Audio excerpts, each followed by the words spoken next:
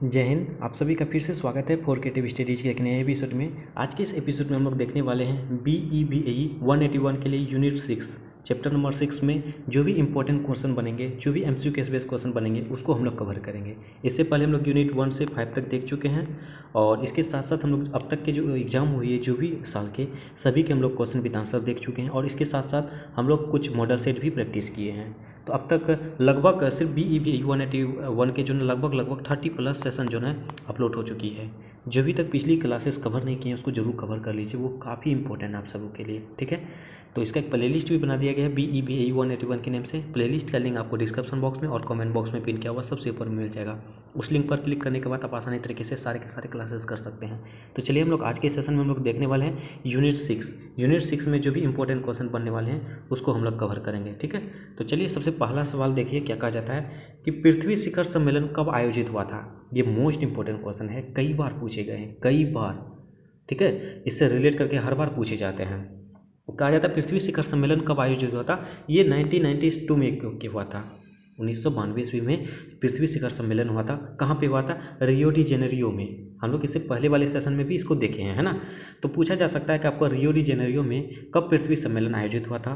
तो 1992 में। 1992 में कौन सा सम्मेलन हुआ था? पृथ्वी शिखर सम्मेलन हुआ था। पृथ्वी शिखर सम्मेलन कहाँ आयोजित हुआ था? रियो डी जेनेरियो में हुआ था। इस तरह से क्वेश्चन बने जाते हैं। ठीक है, फिर उसी प्रकार अगला कहा जाता है कि जैव विविधता के स्तर। जैव विविधता के कितने स्तर हैं, यानी कि जैव विविधता के कितने प्रकार हैं। तो जैव विविधता के जो ना 3 प्रकार हैं। कौन कौन से? आनुवंशिक, प्रजाति और पारिस्थितिक तंत्र। ये जैव विविधता के प्रकार हैं, आनुवंशिक, प्रजाति और पारिस्थितिक तंत्र। ठीक है, इसमें से आपको क्वेश्चन ऐसे बन सकता है कि निम्नलिखित में से कौन जैव विविधता के प्रकार नहीं है, जैव विविधता के स्तर नहीं है। तो आपको ये तीनों के तीनों ऑप्शन दे दिए जाएंगे और एक ऑप्शन कुछ और दे दिया जाएगा, तो उसको आपको सिलेक्ट करना है। ठीक है, तो आप यदि आप इस तीनों के स्तर आपको दिमाग में रहेगा, आपके माइंड में रहेगा, तो कुछ भी पूछे, रहे या ना रहे वाला पूछे, तो आप आसानी तरीके से इसको सॉल्व कर सकते हो। ठीक है, उसी प्रकार अगला कहा जाता है कि स्तनधारियों की प्रजातियां हैं। देखिए ये आपको दिमाग में रखना है, आपको याद करना होगा कि स्तनधारियों की प्रजातियों की संख्या लगभग कितनी है, उसके बाद पक्षियों की जन प्रजातियां कितनी है, उभयचरों की कितनी है, मछलियों की कितनी है। इन तमाम चीज़ों को आपको ध्यान रखना। मैंने इसमें लिख दिया है, आप सबको इसको देखना है। ठीक है, जैसे स्तनधारियों की प्रजातियां जो टोटल 4500 की संख्याओं में पाई जाती है। कौन? स्तनधारियां। जैसे कि हिरन हो गया, बारहसिंगा हो गया, ये सब जो ना लगभग 4500 है।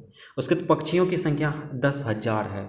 ध्यान रखना, ये लगभग माने गए हैं आंकड़ों के अनुसार। ठीक है, तो ये आंकड़ा जो है ना लगभग 10,000 है। और उभयचरों और सिर्पों की संख्या जो है ना लगभग 12,000 है। ये 12,000 प्रजातियों में पाई जाती है। इसमें क्या होता है, जैसे सांप हो गया, केचुआ हो गया, कछुआ हो गया, ये सब चीज़ें इसमें आएंगे। ये 12,000 ऐसी प्रजातियाँ पाई जाती है। ठीक है, उसी प्रकार मछली जो है 22,000 टोटल प्रजातियाँ पाई जाती है। 22,000 प्रजातियाँ की मछली पाई जाती है। ठीक है, और कीट मकोड़े जो है वो 9,60,000 के लगभग में इसकी प्रजातियां पाई जाती है। बहुत सारी कीट पकड़ हैं। तो ठीक है, इसको ध्यान रखना। और उसके पौधों की प्रजातियां कितनी प्रकार की होती है? 2,70,000 की। इसको आप सभी नोट डाउन जरूर कर लीजिए और एग्जाम में पूछे जा सकते हैं, है ना। तो आप कन्फ्यूज ना होना। उसी प्रकार जीवाणु की हो जाता है 4,000 और विषाणु की हो जाएगा 5,000। ठीक है, ये इस तरह से पूछे जा सकते। जैसे देखिए आपको इस तरह से भी पूछे जा सकते हैं कि पौधों की प्रजातियों में पौधों की कुल कितनी प्रजातियां पाई जाती है। आपके ऑप्शन जो हो जाए 9,60,000 दे देंगे, 2,70,000 दे देंगे, 4,000 देंगे, 5,000 दे देंगे, मतलब इसी में से कुछ दे सकते हैं। तो आप कन्फ्यूज हो सकते हो, तो इसीलिए इसको ध्यान रखना है आपको। ठीक है, ओके। उसी प्रकार हम लोग अगले क्वेश्चन पे देखते हैं। अगला में कहा जाता है 11th में कि भारत की हिमालय पर्वत श्रृंखला, ये इसकी दिशा पूछ सकती है, इसका कुल क्षेत्रफल पूछ सकता है। तो हम लोग इस टॉपिक को लिखें कि भारत की हिमालय पर्वत श्रृंखला जो है वो पूर्व से पश्चिम तक लगभग 2,000 किलोमीटर तक फैला हुआ है। भारत की हिमालय पर्वत श्रृंखला जो है वो पूर्व से पश्चिम की दिशा की ओर लगभग 2,000 किलोमीटर तक फैला हुआ है। इसको ध्यान रखना है। ठीक है, उसी प्रकार कहा जाता है मेपल के जंगल। देखिए ध्यान रखना है, इसको कोई भी एक पूछा जा सकता है। मेपल के जंगल, अखरोट, मोरू और ओक एवं ब्लू पाइन, फर और स्पूक जैसे अनेक शंकुधारी वृक्ष कहाँ पाए जाते हैं? किस क्षेत्रों में ये सब पाए जाते हैं? जैसे आपको सिर्फ अखरोट के बारे में पूछा जा सकता है, अखरोट एक बार पूछा भी गया है, और मोरू के बारे में भी पूछा जा सकता है। इसको ध्यान रखना है आपको। देखिए क्लियर कर दिया हूँ मैं, आप सभी से फिर से देखो। कहता मेपल के जंगल, अखरोट, मोरू और ओक एवं ब्लू पाइन फर और स्प्रूस जैसे अनेक शंकुधारी वृक्ष, ये सभी जो है ना शंकुधारी वृक्षों के नाम हैं। और ये सभी के सभी कहाँ से पाए जाते हैं, कहाँ पे पाए जाते हैं, तो ये शीतोष्ण क्षेत्र में पाए जाते हैं। ठीक है, ये शीतोष्ण क्षेत्र जो है ये लगभग 3500 मीटर नीचे पाए जाते हैं। ठीक है, तो ये सब के सब जो है ना ये ध्यान रखना है आपको, कोई भी पूछा जा सकता है आपका। ठीक है, उसी प्रकार अगला कहा जाता है कि दक्षिण महाद्वीप में प्रजातियां हैं। दक्षिण महाद्वीप में जो है ना, दक्षिण क्षेत्रों में जो अपना महाद्वीप है, महाद्वीप के दक्षिण क्षेत्रों में कौन कौन से प्रजातियां पाई जाती है, तो ये चीतल हो गया, चांबर हो गया, नीलगाय, चौसिया, बार्किंग डियर और गोर, ये सब है। ठीक है, कहाँ पे पाए जाते हैं, दक्षिण महाद्वीप में। ये सभी क्या है, प्रजातियां हैं। प्रजातियां कहाँ पाई जाती है, दक्षिण क्षेत्रों में, दक्षिण महाद्वीपों में। तो आपको इस तरह से भी पूछा जा सकता है कि निम्नलिखित में से कौन दक्षिण महाद्वीप में प्रजातियां नहीं है, तो आपको 3 इसमें से कोई भी दे देगा, एक दे देगा उत्तर महाद्वीप के बारे में। तो आपको इसको अगर इसमें याद है तो आप कोई भी पूछे, किसी तरह से पूछे, आप अच्छा आसानी तरीके से आंसर दे सकते हो। ठीक है, उसी प्रकार अगला में कहा जाता है किस क्षेत्र को दुनिया का सबसे अधिक उपजाऊ क्षेत्र माना जाता है।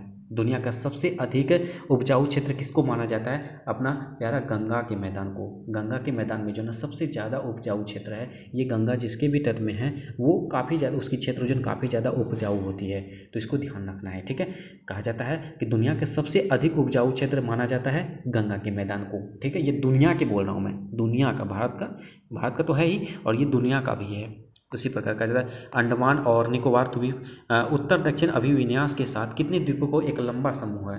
देखिए अंडमान और निकोबार द्वीप समूह जो है वो उत्तर से दक्षिण अभिविन्यास के साथ कितने द्वीपों के साथ एक लंबा समूह बनाया हुआ है। ये दोनों के दोनों जो है कितने द्वीपों के साथ एक समूह बना हुआ है। द्वीप जो होती है आप सबको पता होगा। ठीक है, तो ये टोटल 348 द्वीपों के साथ एक अभिविन्यास बना हुआ है। ठीक है, इसको ध्यान रखना है।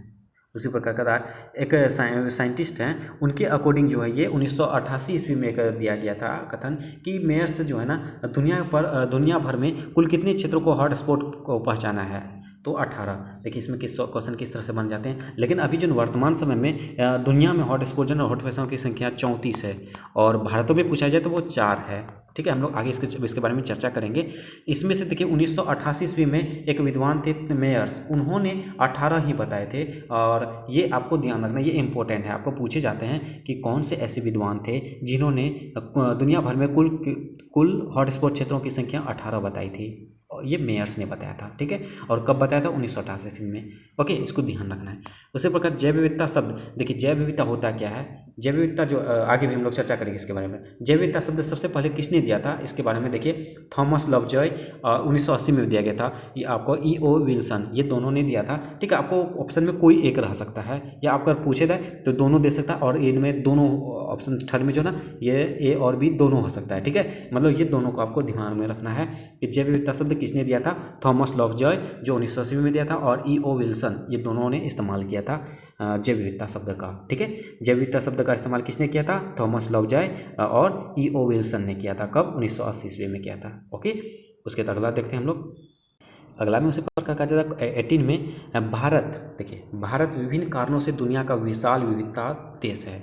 यानी ना देखिए किस कारण से जो है ना भारत जो है ना दुनिया भर में विशाल विविधता द्वारा देश है। ये देखिए क्यों है, पहली बात देखिए फिर से मैं बोल रहा हूँ रिपीट करके कि भारत जो है अपना देश प्यारा भारत, वो सबसे विशाल विविधता वाला देश क्यों है। हमारे देश को सबसे विशाल विविधता वाला देश माना जाता है। वो क्यों, क्योंकि यहाँ पे जो ना 4 हॉटस्पॉट क्षेत्र हैं और 26 मान्यता प्राप्त स्थानीय केंद्र हैं और 2 विशाल क्षेत्र हैं, और इसके साथ साथ 3 बायोम हैं और 10 जैव भूगर्भीय क्षेत्र भी हैं। देखिए ये सब जो है भारत के क्षेत्र है, इसमें से कोई भी आपको पूछा जा सकता है ना, कि भारत में कुल कितने विशाल क्षेत्र की संज्ञा दी गई है, तो टोटल 2 को दी गई है। भारत में कुल कितने हॉट स्पॉट माने जाते हैं, 4। भारत में कुल मान्यता प्राप्त स्थानीय केंद्र कितने हैं, 26 है। बायोम कितने हैं, 3 हैं। जैव भूगर्भ कितने क्षेत्र हैं, 3 क्षेत्र हैं, 10 क्षेत्र हैं। तो इस तरह से क्वेश्चन पूछे जा सकते हैं। ठीक है, तो कहा जाता है भारत विभिन्न कारणों से दुनिया का विशाल विविधता वाला देश है।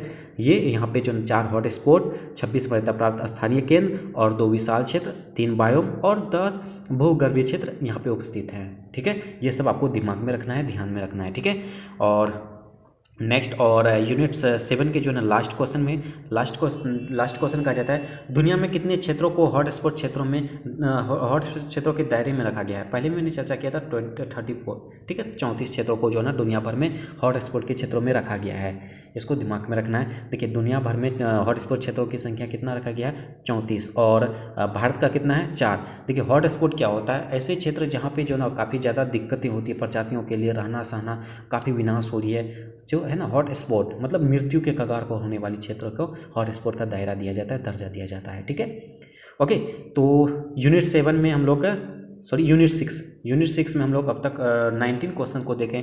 हालांकि लगभग यूनिट में जो ना वही 50 to 20 क्वेश्चन के अभाव में हम लोग कवर कर रहे हैं, और बीच बीच में मैं ऐसे क्वेश्चन को भी बोल रहा हूँ, जैसे कि बहुत सारे लगभग 25 क्वेश्चन एक सेशन में हम लोग का कवर हो जा रहा है ना, जो काफ़ी ज़्यादा महत्वपूर्ण है।